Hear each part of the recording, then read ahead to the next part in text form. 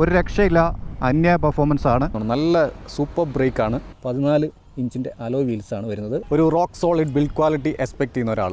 On road price എന്ന് പറയുന്നത്, പക്ഷേ ഇതിൻ്റെ പില്ലിയൻ കംഫർട്ട് അടിപൊളിയാണ്. പിന്നെ ഇതിൻ്റെ വാറൻറ്റി എന്ന് പറയുന്നത്, ചാർജിങ് ടൈമിൻ്റെ കാര്യം പറഞ്ഞു കഴിഞ്ഞാൽ, പിന്നെ പ്ലസ് പോയിൻറ്റ്സിൻ്റെ കാര്യം പറഞ്ഞു കഴിഞ്ഞാൽ simple and easy to use. ഏറ്റവും വലിയ പോരായ്മയായിട്ട് എനിക്ക് തോന്നിയത്, എല്ലാവർക്കും യമഹ EZ06 എന്ന യമഹയുടെ ഏറ്റവും പുതിയ ഇലക്ട്രിക് സ്കൂട്ടറിൻ്റെ ഒരു ഡീറ്റെയിൽ റൈഡ് റിവ്യൂയിലേക്ക് സ്വാഗതം. ഇതൊരു 7 ദിവസത്തോളം നമ്മുടെ കയ്യിൽ വെച്ച് ടെസ്റ്റ് ചെയ്തതിന് ശേഷമാണ് ഈ വീഡിയോ ചെയ്യുന്നത്. സോ കുറച്ച് ഡീറ്റെയിൽഡ് ആയിരിക്കും, അതുകൊണ്ട് സൗകര്യം പോലെ നിങ്ങൾ കാണുക. അപ്പം വീഡിയോയിലേക്ക് പോകാം. ആദ്യം തന്നെ പറയട്ടെ, എനിക്ക് ഈ വണ്ടി ഒരുപാട് ഇഷ്ടപ്പെട്ടു. നല്ല ഒരു ഇലക്ട്രിക് സ്കൂട്ടറായിട്ടാണ് എനിക്ക് ഫീൽ ചെയ്തത്. ഇതിൻ്റെ പ്രൈസ് ഡീറ്റെയിൽസ് പറയുകയാണെങ്കിൽ, നമുക്ക് എക്സ് ഷോറൂം പ്രൈസ് വരുന്നത് 1.69 lakhs ആണ്. ഓൺ റോഡ് പ്രൈസ് 1.96 ആണ്. കുറച്ച് പ്രൈസ് കൂടുതലായിട്ടാണ് എനിക്ക് തോന്നിയത്. അതിനുള്ള ബിൽഡ് ക്വാളിറ്റി അവർ പ്രൊവൈഡ് ചെയ്യുന്നുണ്ട്, പെർഫോമൻസ് പ്രൊവൈഡ് ചെയ്യുന്നുണ്ട്. ഓവറോൾ വർത്താണെന്ന് നമുക്ക് തോന്നും, പക്ഷേ സ്റ്റിൽ ഈ ഒരു സെഗ്മെൻറ്റ് വെച്ച് നോക്കുമ്പം കുറച്ച് പ്രൈസിങ് കൂടുതലായിട്ടാണ് എനിക്ക് ഫീൽ ചെയ്തത്. ഇനി ഇതിൻ്റെ ബാറ്ററി റേഞ്ച് എന്ന് പറഞ്ഞു കഴിഞ്ഞാൽ, നമുക്ക് IDC റേഞ്ച് പറയുന്നത് 169 കിലോമീറ്ററാണ്. പക്ഷേ ഈക്കോ മോഡൽ നമുക്ക് റിയൽ വേൾഡിൽ കിട്ടുന്നത് 110 കിലോമീറ്ററാണ്. അത് ഒരു 30-35 റേഞ്ചിൽ നമ്മൾ അധികം സ്പീഡ് ഓവർ ആയിട്ട് കൊടുക്കാതെ പോവുകയാണെങ്കിൽ അതിന് മേലെ കിട്ടാൻ ചാൻസ് ഉണ്ട്. സ്പീഡോമീറ്ററിൽ കാണിക്കുന്ന ആ ഒരു റേഞ്ച് നമുക്ക് റിയൽ വേൾഡിൽ കിട്ടും. സ്റ്റാൻഡേർഡ് മോഡൽ നമുക്ക് 90 കാണിക്കുന്നത്. 90 പക്കായിട്ട് കിട്ടും. ഞാൻ ടെസ്റ്റ് ചെയ്ത സമയത്ത് എനിക്ക് 95 മേലെ കിട്ടിയെന്നാണ് എൻ്റെ ഒരു ഊഹം. നമ്മൾ റേഞ്ച് ടെസ്റ്റിൻ്റെ ഒരു വീഡിയോ ഓൾറെഡി ചെയ്തിട്ടുണ്ട്, അപ്പോൾ കാണാത്തവർ കാണുക. നമുക്ക് പവർ മോഡൽ കിട്ടുന്നത് 70 ആണ്. അത് നമുക്കിപ്പോൾ ഡിപ്പെൻസാണ്.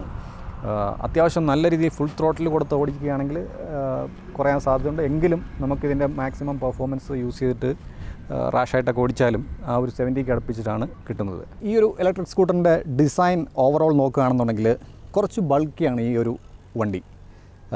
നമുക്ക് ഒരു ഫ്യൂച്ചറിസ്റ്റിക് ആയിട്ടുള്ള, അല്ലെങ്കിൽ യമഹയുടെ ഒരു സോളിഡ് ആയിട്ടുള്ള ഒരു ബിൽഡ് ക്വാളിറ്റി നമുക്ക് ഇതിൽ കാണാൻ പറ്റും. ഡിസൈൻ വൈസും അതുപോലെ തന്നെ വളരെ സ്ലീക്കായിട്ടാണ് ഈ ഒരു പോർഷൻ ചെയ്തിരിക്കുന്നത്. പക്ഷേ വണ്ടിക്ക് നല്ല വലിപ്പമുണ്ട് ശരിക്കും. ഡയമെൻഷൻ നോക്കുകയാണെന്നുണ്ടെങ്കിൽ നമുക്കിപ്പം ഇതിൻ്റെ ഒരു ക്വാളിറ്റി, ഇതിൻ്റെ ഫൈബർ പാർട്സിൻ്റെയൊക്കെ ക്വാളിറ്റി എന്ന് പറയുന്നത് കിടിലുമാണ്, നല്ല സ്ട്രോങ് ആണ്. ഓവറോൾ ബിൽഡ് ക്വാളിറ്റിയിൽ ഞാൻ ഹാപ്പിയാണ്. സോളിഡായിട്ടുള്ള ബിൽഡ് ക്വാളിറ്റി ഫീൽ ചെയ്യും. നമുക്ക് ഈ വണ്ടിയിൽ ഇരിക്കുമ്പോൾ തന്നെ നമുക്കറിയാൻ പറ്റും, വണ്ടിക്ക് ഒട്ടും ഒരു അനക്കവും അങ്ങനെയുള്ള കാര്യങ്ങൾ ഫീൽ ചെയ്തില്ല. എങ്ങും ഒരു നോയ്സ് നമുക്ക് തോന്നുന്നില്ല. പിന്നെ ആകെ എനിക്ക് തോന്നിയ 1-2 കാര്യങ്ങൾ എന്ന് പറയുന്നത്, ഈ മീറ്റർ കൺസോളിൻ്റെ ഭാഗം ഗട്ടർ ചാടുന്ന സമയത്ത് ചെറുതായിട്ട് അനങ്ങുന്നുണ്ട്. അപ്പോൾ അതിൻ്റെ ഒരു സൗണ്ട് മാത്രമാണ് ഫീൽ ചെയ്യുന്നത്. പിന്നെ ഫ്രണ്ടിൽ നിന്ന് നമുക്ക് ബ്രേക്കിൻ്റെ ആ ഒരു പോർഷനിൽ നിന്ന് ചെറിയൊരു ക്രീക്കിംഗ് നോയ്സ് ഫീൽ ചെയ്യുന്നുണ്ട്. അതർവൈസ് നമ്മുടെ സ്വിച്ച് ക്വാളിറ്റി എന്ന് പറയുന്നത്, ഇതിൻ്റെ ഓവറോൾ ബിൽഡ് ക്വാളിറ്റി വെച്ച് നോക്കുമ്പം ആവറേജ് എന്നേ ഞാൻ പറയുള്ളൂ. പക്ഷേ ഡീസൻറ്റ് ബിൽഡ് ക്വാളിറ്റി അവർ പ്രൊവൈഡ് ചെയ്യുന്നുണ്ട്. ഓവറോൾ ഡിസൈൻ എനിക്ക് ഫ്രണ്ടിൽ നിന്നുള്ള ഇതിനേക്കാൾ ഇഷ്ടപ്പെട്ടത് സൈഡും ഇതിൻ്റെ റിയർ പോർഷനുമാണ്. നല്ല സ്റ്റൈലിഷ് ആയിട്ട് സെറ്റപ്പ് ചെയ്തിട്ടുണ്ട്. കളറിൻ്റെ കാര്യം പറയുകയാണെങ്കിൽ ഒരു സിംഗിൾ കളറേ ഉള്ളൂ യമഹ ഇപ്പോൾ പ്രൊവൈഡ് ചെയ്യുന്നുള്ളൂ. ഫ്യൂച്ചറിൽ പുതിയ കളറുകൾ കൊണ്ടുവരുമെന്ന് വിചാരിക്കുന്നു. ഇനി ഞാൻ അതിൻ്റെ എർഗണോമിക്സ് ഒന്ന് പരിചയപ്പെടുത്താം. ഞാനൊന്ന് ജസ്റ്റ് കയറി നിന്ന് കാണിക്കാം. എൻ്റെ ഹൈറ്റ് എന്ന് പറയുന്നത് 5.9 ആണ്. സോ എനിക്ക് പ്ലാന്റഡ് ഫുട്ടാണ്. പക്ഷേ നമ്മൾ കുറച്ച് പുറകോട്ട് കയറിയിരുന്നു കഴിഞ്ഞാൽ ഒരു ശകലം ഹൈറ്റ്, എനിക്കിതാ ഇതിൻ്റെ ഫുട്ടിൻ്റെ പോർഷൻ കുറച്ച് പൊങ്ങിയാണ് ഇരിക്കുന്നത്. സോ നമുക്ക് ഇത്തിരി മുന്നോട്ടിരുന്നാലാണ് കറക്റ്റ് ഹൈറ്റ് പെർഫെക്റ്റ് ആകുന്നത്. ഒരു മീഡിയം ഹൈറ്റ് ഉള്ളവർക്കാണ് ഇത് സ്യൂട്ടബിൾ ആകുന്നത്. എന്ന് വെച്ച് കഴിഞ്ഞാൽ ഒരു 5.7 to 5.11 അങ്ങനെയുള്ള ആ ഒരു കാറ്റഗറിയിലുള്ള ഹൈറ്റ് ഉള്ളവർക്ക് ഇത് പെർഫെക്റ്റ് ആയിരിക്കും. അതിന് മേലെ ഉള്ളവർക്ക് കാലിൻ്റെ ഈ ഒരു, നമ്മൾ തിരിക്കുന്ന സമയത്ത് ഇവിടെ വന്ന് ഇടിക്കാനുള്ള ചെറിയൊരു ചാൻസ് ഉണ്ട്. പിന്നെ ഇവിടെ കുറച്ച് സ്പേസ് കുറവാണ്. ഇനി ഹൈറ്റ് കുറഞ്ഞവരുടെ ഒരു പ്രശ്നം എന്ന് പറഞ്ഞാൽ ടിപ്റ്റോ ആയിരിക്കും, നമുക്ക് ഇങ്ങനെ കാല് കുത്തേണ്ടി വരും. ഫ്രണ്ടിലെ ഈ ഒരു ഗ്യാപ്പൊക്കെ ഭയങ്കര വൈഡായിട്ടാണ് സെറ്റപ്പ് ചെയ്തിരിക്കുന്നത്. നമുക്ക് നല്ല ലെഗ് സ്പേസ് ഉണ്ട്. വലിയൊരു വാട്ടർ ക്യാനൊക്കെ ക്യാരി ചെയ്യാൻ പറ്റും. നല്ല വലിപ്പത്തിലാണ് ഇവിടെ സെറ്റപ്പ് ചെയ്തിരിക്കുന്നത്. പില്ലിയൻ്റെ ഫുഡ് പെഗ് എന്ന് പറയുന്നത് ഒരു അലുമിനിയം ടൈപ്പാണ്. വളരെ ലൈറ്റ് വെയിറ്റ് ആയിട്ടാണ് സെറ്റപ്പ് ചെയ്തിരിക്കുന്നത്. അതും കൊള്ളാം. പിന്നെ ഇതിൻ്റെ ഒരു സീറ്റ് സെറ്റപ്പിൻ്റെ കാര്യം പറഞ്ഞു കഴിഞ്ഞാൽ, നല്ല വൈഡായിട്ടുള്ള സ്പേഷ്യസ് ആയിട്ടുള്ളൊരു സീറ്റാണ്. ഫ്രണ്ടിലേക്ക് നാരോയാണ്. സോ നമുക്ക് ഹൈറ്റ് കുറഞ്ഞവർക്കും ഫ്രണ്ടിലിരുന്ന് കുറച്ച് മുന്നോട്ടിരുന്ന് ഓടിക്കാൻ പറ്റും. അങ്ങനത്തെ ഒരു സെറ്റപ്പിലാണ്. പക്ഷേ ഇത്തിരി പുറകോട്ട് വന്നു കഴിഞ്ഞാൽ ഈ ഒരു പോർഷൻ ഇച്ചിരി ബൾക്കി ആയിട്ടാണ് നിൽക്കുന്നത്. സോ നമുക്ക് കാല് നമ്മുടെ തുടയുടെ ഭാഗം ടച്ച് ആകാനുള്ള ചാൻസ് ഉണ്ട്. അതുപോലെ തന്നെ പില്ലിയൻ കംഫർട്ട് അടിപൊളിയാണ്. കാരണം പൊതുവേ സ്കൂട്ടറുകളിൽ പില്ലിയൻ കംഫർട്ട് വലിയ ഇമ്പോർട്ടൻസ് കൊടുക്കാറില്ല. അതുപോലെ ബൈക്കിലാണെങ്കിൽ ഇപ്പോൾ ഇറങ്ങുന്നത്. പക്ഷേ ഇതിൻ്റെ പില്ലിയൻ കംഫർട്ട് അടിപൊളിയാണ്. നല്ല വൈഡായിട്ടുള്ള സീറ്റാണ്. അതുപോലെ തന്നെ നല്ല പ്ലഷി ആയിട്ടുള്ള സീറ്റ് സെറ്റപ്പാണ്. കുഷ്യൻ എന്ന് പറയുന്നത് വളരെ പ്രീമിയമാണ്. നമുക്കൊട്ടും കംഫർട്ടിന് ഒട്ടും കുറവ് ഫീൽ ചെയ്യത്തില്ല. നല്ല വളരെ കംഫർട്ടബിളാണ്. ഈ ഗ്രാബ് റെയിലൊക്കെ ഉണ്ടല്ലോ, കിട്ടില്ല, സ്ട്രോങ് ആണ്. അതുപോലെ തന്നെ നല്ല വൈഡായിട്ടുള്ളതും നമുക്ക് ഹോൾഡ് ചെയ്യുമ്പോൾ തന്നെ അറിയാൻ പറ്റും ഇതിൻ്റെ ഒരു സ്ട്രെങ്ത്ത്. എൻ്റെ പില്യൻ വളരെ ഹാപ്പി ആയിരുന്നു ഈ വണ്ടിയിൽ പുറകിരുന്ന് പോന്നിട്ട്. അപ്പം ഞാൻ ചോദിച്ചിരുന്നു, വളരെ കംഫർട്ടബിൾ ആയിട്ടാണ് ഫീൽ ചെയ്യുന്നതെന്നാണ് പറഞ്ഞിരുന്നത്. പിന്നെ നമുക്കിതിൻ്റെ ബൂട്ട് കപ്പാസിറ്റി എന്ന് പറയുന്നത് 24 ലിറ്ററാണ്. ബൂട്ട് കപ്പാസിറ്റി ഒരു പോരായ്മയായിട്ടാണ് എനിക്ക് ഫീൽ ചെയ്യുന്നത്. കാരണം ബൂട്ട് വളരെ ചെറുതായിട്ടാണ് എനിക്ക് ഫീൽ ചെയ്തത്. ചെറിയൊരു ഫുൾ ഫേസ് ഹെൽമെറ്റ് നമുക്ക് ചെരിച്ച് വെക്കാൻ പറ്റും. ഇങ്ങനെയാണ് ഇതിൻ്റെ ബൂട്ട് സ്പേസ് വരുന്നത്. കുറച്ച് ചെരിച്ചിട്ടാണ് ബൂട്ടിൻ്റെ ഡിസൈൻ അവർ ചെയ്തിരിക്കുന്നത്. കാരണം റിയറിലെ വലിയ ടയർ ആയതുകൊണ്ട് കുറച്ച് പോർഷൻ കട്ടായിട്ടുണ്ട്. സോ നമുക്ക് ഓവർ ഒരു സൈസുള്ള ബൂട്ടല്ല. ഫ്ലാറ്റായിട്ട് കൊടുത്തിരുന്നെങ്കിൽ കുറച്ചും കൂടെ നമുക്ക് സാധനങ്ങളൊക്കെ പുറകിലേക്ക് ക്യാരി ചെയ്യാനുള്ള ഒരു ഓപ്ഷൻ കൂടി ഉണ്ടാകും. ഒരു 30 ലിറ്ററെങ്കിലും മിനിമം കൊടുക്കാമെന്ന് എനിക്ക് തോന്നി. കുറച്ചുകൂടെ സ്പേഷ്യസ് ആക്കാമെന്ന് തോന്നി. ഇതിൻ്റെ ഒരു സൈസ് വെച്ച് നോക്കുമ്പം ബൂട്ട് സ്പേസ് വളരെ ചെറുതായിട്ടാണ് എനിക്ക് ഫീൽ ചെയ്തത്. പിന്നെ ഫ്രണ്ടിൽ നമുക്ക് പ്രത്യേകിച്ചൊരു സ്പേസ് ഒന്നും കൊടുക്കുന്നില്ല. വലിയൊരു വണ്ടിയായിട്ട് നമുക്കതൊരു ചെറിയൊരു പോരായ്മയായിട്ടാണ് എനിക്ക് ഫീൽ ചെയ്തത്. അപ്പോൾ ഇനി ഓവറോൾ ഡിസൈൻ വൈസ് നോക്കിക്കഴിഞ്ഞാൽ ഫ്രണ്ടിൽ നമുക്ക് LED യൂണിറ്റ്സ് ആണ് ഹെഡ് ലാമ്പ് വരുന്നത്. ലോ ബീം എന്ന് പറയുന്നത് വളരെ മോശമാണ്, പക്ഷേ ഹൈ ബീം നല്ല പവർഫുള്ളാണ്. പിന്നെ നമുക്ക് ഫ്രണ്ടിൽ നോക്കിക്കഴിഞ്ഞാൽ വലിയ ടയേഴ്സാണ് കൊടുത്തിരിക്കുന്നത്. 110 mm വലിയ വീതിയുള്ള ടയേഴ്സാണ്. നല്ല ഗ്രിപ്പാണ് കേട്ടോ. 14 ഇഞ്ചിൻ്റെ അലോയ് വീൽസാണ് വരുന്നത് ഫ്രണ്ട് ആൻഡ് ബാക്ക്. ഫ്രണ്ടിൽ 200 mm ആണ് ഡിസ്ക് വരുന്നത്. ഫ്ലോട്ടിംഗ് പിസ്റ്റണാണ് കാലിപ്പേഴ്സ്. ഫ്രണ്ടിൽ ടെലിസ്കോപ്പിക് സസ്പെൻഷനാണ് വരുന്നത്. നല്ല ഫീഡ്ബാക്കുള്ള സസ്പെൻഷനാണ്. പിന്നെ നമുക്ക് ഇങ്ങനെയാണ് ഇതിൻ്റെ ഫുഡ് ബോർഡിൻ്റെ പൊസിഷൻ വരുന്നത്. സെൻറ്റർ സ്റ്റാൻഡ് വരുന്നുണ്ട് കേട്ടോ. അത് വളരെ യൂസ്ഫുള്ളാണ്. സെൻറ്റർ സ്റ്റാൻഡിൽ കയറ്റി വെക്കാൻ ഇത്തിരി പ്രയാസമാണ്, കാരണം നല്ല വെയിറ്റ് ഉണ്ട് വണ്ടിക്ക്. പിന്നെ സ്വിംഗ് ആം നിങ്ങൾക്ക് കാണാം. ഇവിടെ ട്വിൻ ഷോക്കാണ് വരുന്നത്. സസ്പെൻഷൻ നല്ല കംഫർട്ടബിളാണ്. റിയറിലും 200 mm ആണ് ഡിസ്ക് വരുന്നത്. 120 സെക്ഷനാണ് റിയർ ടയർ എന്ന് പറയുന്നത്. അത് നല്ല വലിപ്പമുള്ള ടയറാണ്. സോ നമുക്ക് നല്ല കോൺഫിഡൻസ് കിട്ടുന്നുണ്ട്. നിങ്ങൾക്ക് കാണുമ്പോൾ അറിയാം, നല്ല വലിപ്പമുള്ള ടയറാണ്. ടെയിൽ ലൈറ്റൊക്കെ നിങ്ങൾക്ക് കാണുമ്പോൾ മനസ്സിലാവും, നല്ല സ്റ്റൈലിഷ് ആയിട്ടാണ്. നല്ലൊരു പ്രീമിയം ലുക്ക് നമുക്ക് ഓവറോൾ റിയറിൽ നിന്ന് നോക്കുമ്പോൾ കിട്ടുന്നുണ്ട് വണ്ടിക്ക്. പിന്നെ ഇതിൻ്റെ ഫങ്ഷൻസൊക്കെ ഞാൻ ജസ്റ്റ് കാണിച്ചു തരാം. നമുക്കിത് ഇവിടെ ഇതിൻ്റെ ഒരു ഫ്യൂവൽ സെറ്റപ്പിൻ്റെ ഒരു ഐക്കൺ കാണാം. അത് നമുക്ക് ഓപ്പൺ ചെയ്യണമെന്നുണ്ടെങ്കിൽ ഇവിടെ ചാർജിങ് സെറ്റപ്പ് ഓപ്പൺ ആക്കാം. ഇവിടെ സീറ്റിൽ നിന്നുള്ള ഈ ബട്ടൺ പ്രസ് ചെയ്ത് കഴിഞ്ഞാൽ നമുക്ക് ബൂട്ട് ഓപ്പൺ ആക്കാൻ പറ്റും. പിന്നെ നമുക്ക് ഒരൊറ്റ കീയിൽ തന്നെ എല്ലാ കാര്യങ്ങളും ഫങ്ഷൻ ചെയ്യാൻ പറ്റുന്ന സെറ്റപ്പിലാണ് ഇതിൻ്റെ കീയുടെ ഒരു ഫങ്ഷൻ വരുന്നത്. ഇതിൻ്റെ മീറ്റർ കൺസോൾ എന്ന് പറയുന്നത് നമുക്കിതിനകത്ത് LCD യൂണിറ്റാണ് വരുന്നത്. വളരെ സിമ്പിളാണ്, മിനിമലിസ്റ്റിക്കാണ്. എന്താ പറയുക, പെട്ടെന്ന് മനസ്സിലാക്കാൻ പറ്റുന്ന തരത്തിലാണ് ഇതിൻ്റെ മീറ്റർ കൺസോൾ സെറ്റപ്പ് കൊടുത്തിരിക്കുന്നത്. അപ്പോൾ ഇതിനകത്ത് മോഡ്സ്, ഈക്കോ, സ്റ്റാൻഡേർഡ്, അതുപോലെ പവർ, അങ്ങനെ 3 മോഡ്സാണ് വന്നിരിക്കുന്നത്. കിലോമീറ്റർ റേഞ്ച് ഇനി എത്ര ഓടും എന്നുള്ളത് കാണിക്കുന്നുണ്ട്. പിന്നെ ചാർജ് പെർസെൻറ്റേജ് കാണിക്കുന്നുണ്ട്. ഇവിടെ നമുക്ക് ഓടോ കാണാം. പിന്നെ മോഡ് ഏതാണെന്നുള്ളതും സ്പീഡും കാണാൻ പറ്റും. ടൈം ഇവിടെ കാണിക്കുന്നുണ്ട്. സ്വിച്ചിൻ്റെ പോർഷനിലേക്ക് വന്നു കഴിഞ്ഞാൽ ഇവിടെ പാർക്ക് അസിസ്റ്റ് ഉണ്ട്. നമുക്ക് മുന്നോട്ടും പുറകോട്ടും പോകാനായിട്ട് 5 കിലോമീറ്റർ സ്പീഡിൽ നമുക്ക് ഇത് ഓണാക്കിയാൽ പോകാൻ പറ്റും. ഇപ്പോൾ പാർക്കിംഗ് മോഡിലാണ്. നമുക്ക് റിവേഴ്സ് എടുക്കാനായിട്ടുള്ള ഓപ്ഷനുണ്ട്. ജസ്റ്റ് ത്രോട്ടിൽ കൊടുക്കുമ്പം പതിയെ പുറകോട്ട് പോകും. കണ്ടോ, ഒന്നുകൂടെ പ്രസ് ചെയ്ത് കഴിഞ്ഞാൽ മുന്നോട്ട് പോകും. ഒരു 5 കിലോമീറ്റർ സ്പീഡിലേ പോവുള്ളൂ. പിന്നെ സ്റ്റാർട്ടർ ബട്ടൺ ഉണ്ട്. പിന്നെ മോഡ് മാറ്റാനുള്ള സ്വിച്ച് ഉണ്ട്. പിന്നെ ഇവിടെ high beam, low beam, pass switch ഉണ്ട്. ഇൻഡിക്കേറ്റർ, ഹോൺ, ഇത്രയും കാര്യങ്ങളാണ്. വളരെ മിനിമലിസ്റ്റിക്കും സിമ്പിളായിട്ടുള്ള ഒരു സെറ്റപ്പിലാണ് സ്വിച്ച് ഗിയേഴ്സൊക്കെ കൊടുത്തിരിക്കുന്നത്. പിന്നെ നിങ്ങൾക്ക് വേറെ സംഗതി കാണിച്ചു തരാം. ഇവിടെ റിവർ എന്നുള്ള ലോഗോ കൊടുത്തിട്ടുണ്ട്. പിന്നെ വന്നിരിക്കുന്നത് ഇവിടെയുണ്ട്. മോട്ടറിൻ്റെ അവിടെ റിവറിൻ്റെ ലോഗോ കാണാനായിട്ടുണ്ട്. കാരണം ഇത് റിവർ ഇന്ത്യ എന്ന് പറയുന്ന ആ ഒരു ബ്രാൻഡ് തന്നെയാണ് ബിൽറ്റ് ചെയ്യുന്നത്. ഇതിനകത്ത് ചെയിൻ ഡ്രൈവാണ് വരുന്നത്. PMSM മോട്ടറാണ് ഈ കാണുന്നത്. ഇൻറ്റീരിയർ സെറ്റപ്പാണ് കൊടുത്തിരിക്കുന്നത്. ഇതിനകത്ത് വന്നിരിക്കുന്ന ബാറ്ററി എന്ന് പറയുന്നത് ലിഥിയം അയൺ ബാറ്ററിയാണ്. NMC കെമിസ്ട്രിയാണ്, അതായത് നിക്കൽ മാംഗനീസ് കൊബാൾട്ട് ഓക്സൈഡാണ്. ഇതിൻ്റെ മാക്സിമം ടോർക്ക് എന്ന് പറയുന്നത് 26 Nm ടോർക്കാണ് പ്രൊഡ്യൂസ് ചെയ്യുന്നത്. നമുക്ക് ഏകദേശം ഒരു മോട്ടോർ പവർ എന്ന് പറയുന്നത് 6.7 kW ആണ്. നമുക്ക് ഏകദേശം ഒരു 10 bhp അടുപ്പിച്ച് കിട്ടുന്നുണ്ടാവും പവർ നോക്കുകയാണെന്നുണ്ടെങ്കിൽ. ഇനി നമുക്ക് ഇതിൻ്റെ ചാർജിങ് ടൈമിൻ്റെ കാര്യം പറഞ്ഞു കഴിഞ്ഞാൽ നമുക്ക് 0 to 80% ചാർജ് ആവാനായിട്ട് 8 മണിക്കൂറാണ് ഏകദേശം വേണ്ടിയത്. 0 to 100% ചാർജ് ആവാനായിട്ട് 10 മണിക്കൂർ അടുപ്പിച്ച് വരുന്നുണ്ട്. അതൊരു ലോങ് ആയിട്ടുള്ള ചാർജിങ് ടൈമാണെന്നാണ് എനിക്ക് പറയാനായിട്ടുള്ളത്. കാരണം ഇത്രയും പെർഫോമൻസ് തരുന്ന ഒരു വണ്ടി, അതുപോലെ നമുക്കിപ്പോൾ പെട്ടെന്നൊന്ന് ചാർജ് ചെയ്തിട്ട് പോകണമെന്ന് വെച്ച് കഴിഞ്ഞാൽ നടക്കത്തില്ല. ഒരു നൈറ്റ് ഫുള്ള് അല്ലെങ്കിൽ ഡേ ടൈം ഫുള്ള് നമ്മൾ ചാർജ് ചെയ്യേണ്ടി വരും. സോ അതൊരു ഇൻകൺവീനിയൻസിൻ്റെ ഭാഗമായിട്ടാണ് എനിക്ക് തോന്നുന്നത്. പക്ഷേ യമഹ പറയുന്നത് ഇതൊരു സേഫ്റ്റി സൈഡ് നോക്കുമ്പം നമുക്ക് 450 വാട്ടിൻ്റെയാണ് ചാർജർ യൂണിറ്റ് വരുന്നത്. സോ വളരെ സ്ലോ ചാർജിങ് ആണ്. അറ്റ്ലീസ്റ്റ് ഒരു ഓപ്ഷനായിട്ട് 750 വാട്ടിൻ്റെ ചാർജിങ് യൂണിറ്റ് കൊടുക്കാമെന്ന് എനിക്ക് തോന്നി. ഒരു 6 to 7 hours നമുക്ക് ചാർജ് ചെയ്യാൻ പറ്റുന്നതാണെങ്കിൽ ഓക്കെയാണ്, പെർഫെക്റ്റാണ്. അത് മാത്രമാണ് എനിക്കൊരു പോരായ്മയായിട്ട് എനിക്ക് പറയാനായിട്ടുള്ളത്. ഇനിതാ ഈ കാണുന്നതാണ് ഇതിൻ്റെ ചാർജർ. സാധാരണ നമ്മുടെ പ്ലഗ് പോയിൻറ്റിൽ കണക്ട് ചെയ്യാം. ഇതാണ് അതിൻ്റെ പോർട്ട് വരുന്നത്. അപ്പോൾ ഇനി പെർഫോമൻസിൻ്റെ കാര്യം പറയാം. അപ്പോൾ ഇതിന് 3 റൈഡിംഗ് മോഡ്സ് ആണുള്ളത്. Eco, standard, power. Eco mode എന്ന് പറയുന്നത് വളരെ ലോ സ്പീഡിൽ പോകുന്ന ഒരു മോഡാണ്. എന്ന് വെച്ച് കഴിഞ്ഞാൽ ഇതിൻ്റെ മാക്സിമം റേഞ്ച് കിട്ടുന്ന ഒരു മോഡാണ്. 110 മേലെ കിട്ടും. ഈ ഒരു 25-30 എന്നുള്ള റേഞ്ചിൽ സ്പീഡിൽ പോകാനാണെന്നുണ്ടെങ്കിൽ ഈക്കോ മോഡ് മതി. പക്ഷേ ഭയങ്കര സ്ലോയിലേ പോവുള്ളൂ. ഇനീഷ്യൽ അഗ്രഷനൊന്നും അങ്ങനെയൊന്നുമില്ല. ഒരു സൈക്കിളൊക്കെ ഓടിച്ച് പോകുന്ന ഒരു ഫീലേ ഉള്ളൂ ആ ഒരു സമയത്ത്. പക്ഷേ സ്റ്റാൻഡേർഡ് മോഡ് എന്ന് പറയുന്നത് നല്ല പവറുണ്ട്.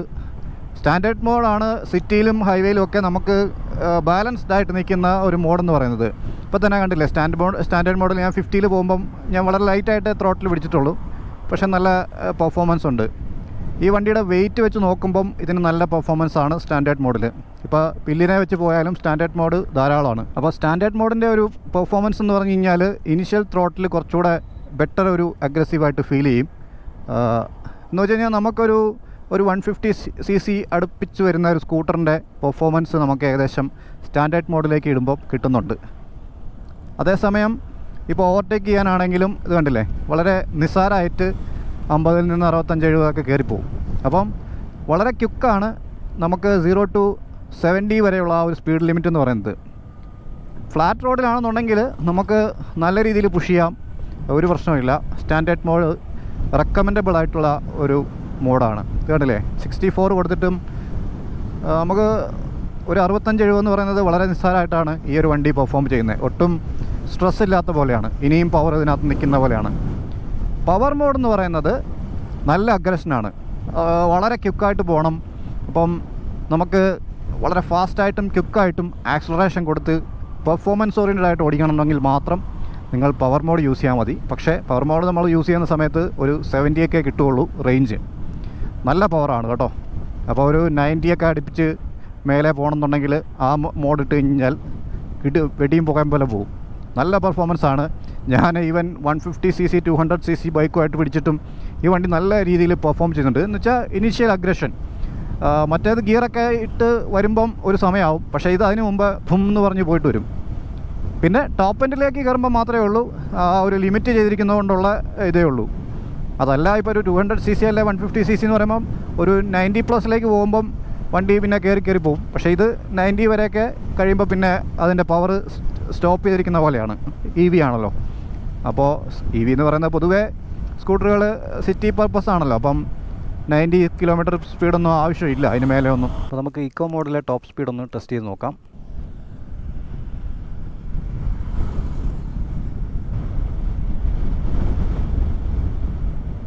Okay, 50-55 maximum. അത് ഫ്ലാറ്റ് റോഡിലേ ഉള്ളൂ. അപ്പോൾ നമുക്ക് ഇതിൻ്റെ സ്റ്റാൻഡേർഡ് മോഡിലെ ടോപ്പ് സ്പീഡൊന്ന് വെച്ച് ടെസ്റ്റ് ചെയ്യാം.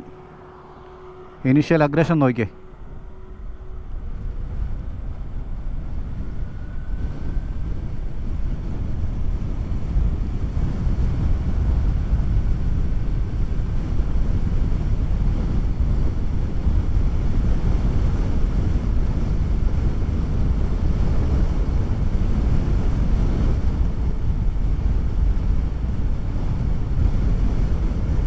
യെസ്, 80 ഇതിൻ്റെ ഒരു ടോപ്പ് സ്പീഡ് സ്റ്റാൻഡേർഡ് മോഡൽ.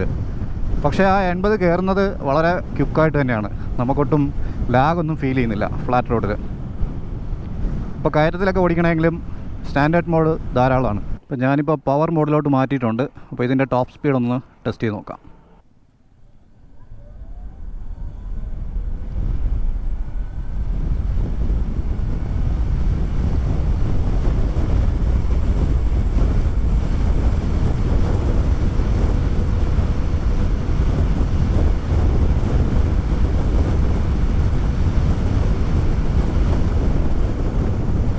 ൽ ലോക്കാണ്. 91 മാക്സിമം പോകുന്നുണ്ട്. അപ്പോൾ യമഹ പറയുന്നത് 79 ആണ് ഇതിൻ്റെ ടോപ്പ് സ്പീഡ് എന്ന് പറയുന്നത്. അപ്പോൾ അത് GPS ടെസ്റ്റ് ചെയ്യുമ്പോൾ കിട്ടുന്നത് ചിലപ്പോൾ ഒരു സ്പീഡായിരിക്കാം. പക്ഷേ എൻ്റെ ഒരു അഭിപ്രായത്തിൽ ഇത്രയും വലിയൊരു മീറ്റർ എറർ വരാനുള്ള ചാൻസ് ഇല്ല. നമുക്കൊരു എന്താ പറയുക ഒരു 6 കിലോമീറ്റർ അല്ലേ മാക്സിമം ഒരു 7 കിലോമീറ്ററൊക്കെ ചേഞ്ചസ് വരാൻ ചാൻസ് ഉണ്ട്. അപ്പോൾ അങ്ങനെ നോക്കുമ്പം ഒരു 85 വേണമെങ്കിൽ നമുക്ക് ടോപ്പ് എൻഡായിട്ട് കണക്കാക്കാം. പക്ഷേ അത് നമുക്ക് GPS വെച്ച് ടെസ്റ്റ് ചെയ്താൽ മാത്രമേ അറിയത്തുള്ളൂ. എങ്കിലും ഞാനൊരു എൻ്റെ ഒരു കാൽക്കുലേഷനിൽ പറയുന്നതാണ്. പക്ഷേ ഇതിൻ്റെ ഒരു പെർഫോമൻസ് എന്ന് പറയുന്നത് പവർ മോഡ് ഒരു രക്ഷയില്ല, അന്യ പെർഫോമൻസാണ്. നമുക്ക് വളരെ ക്വിക്കായിട്ട് എത്തുന്ന റീച്ച് ആവുന്ന ഒരു മോഡാണ്. പിന്നെ ഇതിൻ്റെ മോട്ടോർ പവർ എന്ന് പറയുന്നത് 6.7 കിലോവാട്ടാണ്. ഇൻറ്റീരിയർ PMSM മോട്ടറാണ്. സോ ലാഗൊന്നും നമുക്കൊട്ടും ഫീൽ ചെയ്യുന്നില്ല. അപ്പം ഈ ഒരു വണ്ടി ബിൽറ്റ് ചെയ്യുന്നത് ശരിക്കും പറഞ്ഞാൽ യമഹയല്ല, റിവർ ഇൻഡി ബ്രാൻഡാണ്. അവരുമായിട്ട് ടൈപ്പ് ചെയ്തിട്ടുണ്ട് യമഹ. നമുക്ക് റിവർ ഇൻഡിയുടെ ലോഗോ ഒക്കെ ഈ ഗ്രിപ്പിലും അതുപോലെ മോട്ടറിൻ്റെ ഭാഗത്തും കാണാൻ പറ്റും. വേറൊരു സംഗതി എന്ന് പറയുന്നത് റീജൻ സെറ്റ് ചെയ്തിരിക്കുന്നത് വളരെ ഫാസ്റ്റായിട്ടാണ്. എന്ന് വെച്ച് കഴിഞ്ഞാൽ നമുക്ക് റീജൻ ഒരു അഡ്വാൻറ്റേജ് ആയിട്ട് എനിക്ക് ഫീൽ ചെയ്തത് ഹൈ സ്പീഡിൽ പെർഫോമൻസ് എന്നുള്ളൊരു സെറ്റപ്പ് നോക്കുമ്പം ഹൈ സ്പീഡിൽ പോകുന്ന സമയത്ത് നമുക്ക് ബ്രേക്ക് പിടിക്കാതെ തന്നെ നല്ലൊരു രീതിയിൽ എൻജിൻ ബ്രേക്കിംഗ് ചെയ്യുന്ന പോലത്തെ ഒരു ഫീല് റീജൻ ഓണാക്കി ഇടുമ്പോൾ നമുക്ക് കിട്ടുന്നുണ്ട്. അത് ഒരു സേഫ്റ്റി സൈഡ് നോക്കുമ്പം നല്ലതായിട്ടാണ് എനിക്ക് പറയാനായിട്ടുള്ളത്. സിറ്റിയിൽ ഓടിക്കുന്ന സമയത്ത് നമുക്ക് റീജൻ്റെ ആവശ്യം വരുന്നില്ല. റീജൻ ഇല്ലാതെ ഓടിക്കുന്നതാണ് സിറ്റിയിൽ കുറച്ചുകൂടെ റേഞ്ച് കിട്ടാനുള്ള ചാൻസ് കൂടുതൽ. കാരണം ഇറക്കമുള്ള സ്ഥലത്തൂടെ വരുമ്പോഴാണ് നമ്മൾ കൂടുതലും റീജൻ ആക്ടിവേറ്റ് ചെയ്യേണ്ടത്. പലരും ഫ്ലാറ്റ് റോഡിലും കയറ്റത്തിലുമൊക്കെ റീജനിട്ട് ഓടിക്കാറുണ്ട്. അത് ആക്ച്വലി ഉള്ള റേഞ്ച് കുറയ്ക്കുകയുള്ളൂ. പിന്നെ സ്റ്റെബിലിറ്റിയുടെ കാര്യം പറഞ്ഞു കഴിഞ്ഞാൽ ഈ വണ്ടി വളരെ സ്റ്റേബിളാണ്. കാരണം ഹൈ സ്പീഡിലും അതായത് ഇതിൻ്റെ ടോപ്പ് ആൻഡ് സ്പീഡിലും വണ്ടി പക്കയാണ്. അത് ഒരു രക്ഷയില്ലാത്ത രീതിയിൽ അവർ ബിൽറ്റ് ചെയ്തിട്ടുണ്ട്. ഇതിൻ്റെ ഷാസിയൊക്കെ വളരെ സോളിഡാണ്. ആ കാര്യത്തിൽ യമഹ പൊളി. പിന്നെ ഇതിൻ്റെ സസ്പെൻഷൻ എന്ന് പറയുന്നത് നമുക്ക് ഒരു മീഡിയം സ്റ്റിഫായിട്ടുള്ള സസ്പെൻഷനാണ്. പക്ഷേ ഇതിൻ്റെ സീറ്റ് സെറ്റപ്പ് വളരെ കംഫർട്ടബിൾ ആയതുകൊണ്ടും പ്ലഷി ആയിട്ടുള്ള ഒരു സീറ്റ് ആയതുകൊണ്ടും കുഷ്യൻ നമുക്ക് ആ സസ്പെൻഷനിൽ നിന്ന് കിട്ടുന്ന ഒരു അടിപ്പൊന്നും ഒട്ടും അറിയുന്നില്ല. അത്യാവശ്യം ഗട്ടറെല്ലാം അബ്സോർബ് ചെയ്യുന്നുണ്ട്. ഫ്രണ്ടിലിരുന്ന് കുറച്ചുകൂടെ മുന്നോട്ടിരുന്ന് ഓടിച്ചാലും ഒട്ടും അറിയുന്നില്ല. വണ്ടി വളരെ കംഫർട്ടബിൾ ആയിട്ടാണ് ഫീൽ ചെയ്യുന്നത്. സസ്പെൻഷൻ അടിപൊളി. കാരണം ഇതിൻ്റെ പെർഫോമൻസിന് പറ്റിയ തരത്തിലാണ് സസ്പെൻഷൻ സെറ്റപ്പ് ചെയ്തിരിക്കുന്നത്. പിന്നെ സിറ്റിയിലെ ചെറിയ ചെറിയ ഗട്ടറുകൾ അബ്സോർബ് ചെയ്യാനായിട്ട് സീറ്റ് സെറ്റപ്പ് ബാലൻസ് ചെയ്യുന്ന രീതിക്കാണ്. പിന്നെ ഹാൻഡ്ലിങ്ങിൻ്റെ കാര്യം പറഞ്ഞു കഴിഞ്ഞാൽ ഈ വണ്ടി ഹാൻഡിൽ ചെയ്യാനായിട്ട് 2 രീതിയിൽ ഞാൻ പറയേണ്ടി വരും. ഹൈവേയിൽ അല്ലെങ്കിൽ നമ്മൾ സ്പീഡിൽ പോകുന്ന സമയത്ത് ഭയങ്കര എന്താ പറയുക ഫ്ലിക്കബിലിറ്റി നല്ല രീതിയിൽ ഫീൽ ചെയ്യും. എന്നാൽ സ്ലോ സ്പീഡിൽ പോകുന്ന സമയത്ത് അത്രയും ഫ്ലിക്കബിൾ അല്ല. കാരണം ഇതിൻ്റെ വെയിറ്റ് നല്ല രീതിയിൽ അറിയാൻ വരുന്നുണ്ട്. നമ്മൾ പ്രത്യേകിച്ച് പാർക്കിങ്ങിലൊക്കെ തള്ളിയെടുക്കേണ്ടി വരുന്ന സമയത്ത് അതൊരു വിഷയമാണ്. അപ്പോൾ നിങ്ങൾ ചോദിക്കും പാർക്കിംഗ് മോഡ് ഉണ്ടല്ലോ, പിന്നെ എന്താ പ്രശ്നം എന്നുള്ളത്. പാർക്കിംഗ് മോഡിൻ്റെ സംഭവം നമുക്ക് അത് നല്ലതാണ്. ഫ്രണ്ടിലേക്കും പുറകിലേക്കും പാർക്ക് ചെയ്യുന്ന സമയത്ത് നമുക്ക് ഒരു 5 കിലോമീറ്റർ സ്പീഡിലൊക്കെ പോകാം, മുന്നോട്ടും പുറകോട്ടും എടുക്കാനായിട്ടും. ഈവൻ കയറ്റത്തിൽ നിന്നിട്ടും നമുക്ക് പുറകോട്ട് എടുക്കാനുള്ള ഓപ്ഷൻ അത് നല്ലതാണ്. പക്ഷേ ഞാൻ പറയുന്നത് നമ്മളെപ്പോഴും അങ്ങനെ അതിട്ട് ഓടിക്കാനൊന്നും പോകുന്നില്ല. അപ്പോൾ ചില സമയത്ത് നമ്മൾ ജസ്റ്റ് ഒന്ന് ചിലപ്പോൾ തള്ളിയെടുത്ത് പുറകോട്ടും മുന്നോട്ടും മാറ്റാറുണ്ട്. അപ്പോൾ ആ ഒരു അവസരത്തിൽ നമുക്ക് ഒരിത്തിരി ബുദ്ധിമുട്ടാണ്. കാരണം ഇതിൻ്റെ വെയിറ്റ് നല്ല രീതിയിൽ അന്നേരം അറിയും. വേറൊരു കാര്യം എന്ന് പറയുന്നത് ഇതിൻ്റെ വലിയ ടയറായതുകൊണ്ട്, അതായത് 14 ഇഞ്ച് വീലും അതുപോലെ 110 mm 120 mm ടയേഴ്സ് ആയതുകൊണ്ട് നമുക്ക് നല്ല വലിപ്പമുള്ളതുകൊണ്ടും പെട്ടെന്ന് അങ്ങനെ ചുമ്മാ തിരിച്ചു കഴിഞ്ഞാൽ വണ്ടി ചിലപ്പോൾ തിരിയണമെന്നില്ല. ചെറിയൊരു പിടുത്തം ആ ടയറിൽ നിന്ന് കിട്ടുന്നുണ്ട്. എന്ന് വെച്ച് കഴിഞ്ഞാൽ അത് മുന്നോട്ടും പുറകോട്ടും തള്ളുമ്പോഴാണ്, അല്ലെങ്കിൽ വളരെ സ്ലോയിൽ ഒരു 10 കിലോമീറ്ററിന് താഴെ ഓടിക്കുമ്പോൾ മാത്രമേ അത് ഫീൽ ചെയ്യുള്ളൂ. വണ്ടി ഒന്ന് പുഷ് ചെയ്ത് പോയി കഴിഞ്ഞ് കഴിഞ്ഞാൽ പിന്നെ ഒരു രക്ഷയില്ല. പിന്നെ നമുക്ക് ഫ്ലിക്കബിലിറ്റിയും അതുപോലെ ഹാൻഡ്ലിങ് വളരെ ഈസി ആയിട്ടാണ് എനിക്ക് തോന്നുന്നത്. അപ്പം ഹാൻഡ്ലിങ്ങിൻ്റെ കാര്യം അത്രയാണ് പറയാനായിട്ടുള്ളത്. പിന്നെ എൻ്റെ ഒരു അഭിപ്രായത്തിൽ യൂത്തായിട്ടുള്ള ആൾക്കാരെ എയിം ചെയ്ത് ഡിസൈൻ ചെയ്ത പോലത്തെ ഒരു വണ്ടിയായിട്ടാണ് എനിക്ക് ഫീൽ ചെയ്യുന്നത്. ലേഡീസിന് ഹാൻഡിൽ ചെയ്യാൻ ഒരു ശകലം ബുദ്ധിമുട്ട് ഫീൽ ചെയ്യാൻ സാധ്യതയുണ്ട്. ഒരു മിഡ് ഏജിലുള്ള ആൾക്കാർക്കും യൂത്തിനും പറ്റിയ രീതിക്കാണ് ഇത് സെറ്റപ്പ് ചെയ്തിരിക്കുന്നത്. അപ്പോൾ ഇതിൻ്റെ ഓവറോൾ റേഞ്ച് പ്രാക്ടിക്കാലിറ്റി നോക്കുകയാണെന്നുണ്ടെങ്കിൽ 1% നമുക്ക് ഏകദേശം 1 കിലോമീറ്റർ അടുപ്പിച്ച് പോകാം. കൃത്യമായി പറയുകയാണെങ്കിൽ 1.1% ആണ് 1 കിലോമീറ്ററിന് വേണ്ടിയത്. പിന്നെ കേട്ടോ ഇതിൻ്റെ ബ്രേക്കിംഗ് അത് അടിപൊളിയാണ്. ഞാൻ ജസ്റ്റ് കാണിച്ചു തരാം. കൈ കൊടുക്കുന്നു,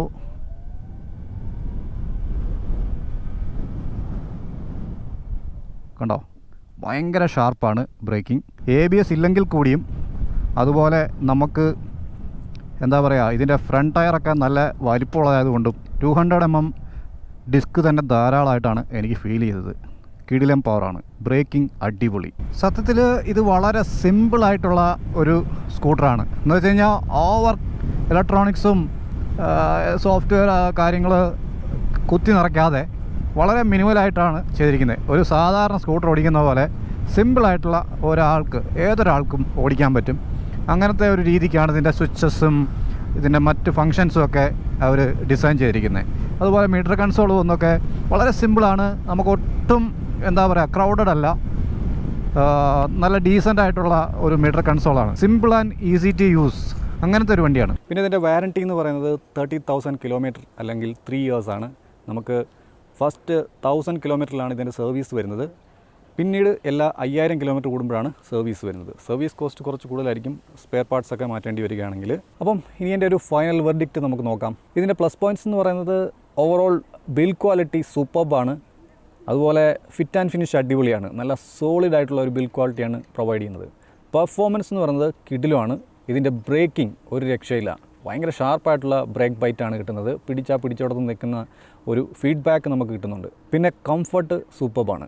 പില്ലിയൻ കംഫർട്ടും അടിപൊളിയാണ്. ഇനി ഇതിൻ്റെ കുറച്ച് ഇമ്പ്രൂവ്മെൻറ്റ്സിൻ്റെ കാര്യം പറഞ്ഞു കഴിഞ്ഞാൽ നമുക്ക് ബൂട്ട് സ്പേസ് കുറച്ച് കുറവായിട്ടാണ് എനിക്ക് തോന്നിയത്. അതുപോലെ പ്രൈസ് കുറച്ച് റെഡ്യൂസ് ചെയ്യാമെന്ന് തോന്നി. പിന്നെ ഈ മിറർ വിസിബിലിറ്റി എന്ന് പറയുന്നത് ഭയങ്കര മടുപ്പാണ്. സത്യം പറഞ്ഞു കഴിഞ്ഞാൽ ചെറിയ മിററാണ്, ഒട്ടും വിസിബിലിറ്റി ഇല്ല.